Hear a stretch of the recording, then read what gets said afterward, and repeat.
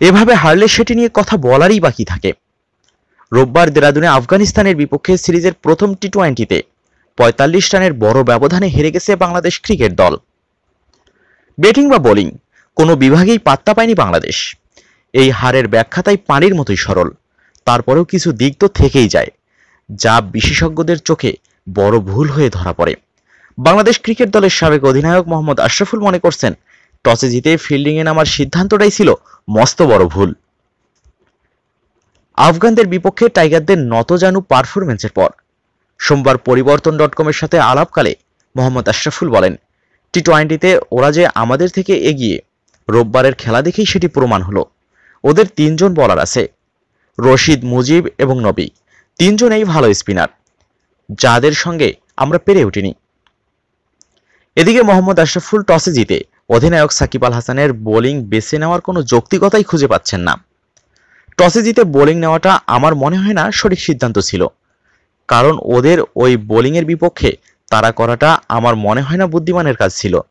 যদিও শেষ ৪ ওভারে ওরা ৬০ রান করেছে, কিন্তু ৬০ রান না করে যদি ৪০ রান করত, তারপরেও ওদের এই বোলিংয়ের বিপক্ষে আমাদের ১৪০ রান তাড়া করাও কঠিন হয়ে যেত। মোহাম্মদ আশরাফুল তাই পরের ২ ম্যাচে টসে জিতে ব্যাটিং নেওয়ার পক্ষেই রায় দিয়েছেন। আমার মনে হয় পরের ২ ম্যাচে টসে জিতে ব্যাটিং করে বড় একটা স্কোর দাঁড় করিয়ে ওদের আটকানোর চিন্তা করাটাই ভালো হবে। আগে বোলিং করে আমার মনে হয় না ওদের বিপক্ষে জেতা যাবে।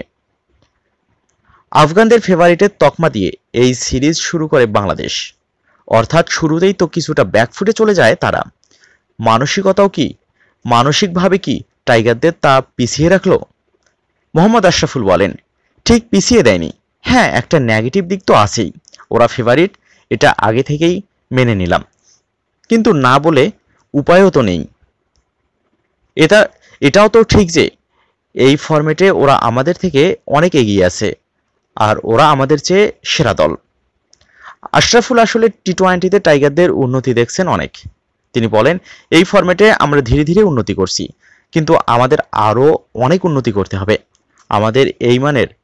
আমাদের ওই মানের পাওয়ার হিটার ব্যাটসম্যান নেই বা ওই ধরনের মিশ্র স্পিনারও নেই। টিম হিসাবে খেলতে পারলে জিতব, ১-২ জন ভালো করলে জেতা কঠিন হবে। ওদের যেমন ৫-৬টা খেলোয়াড় আছে যারা ম্যাচ জেতাতে পারে,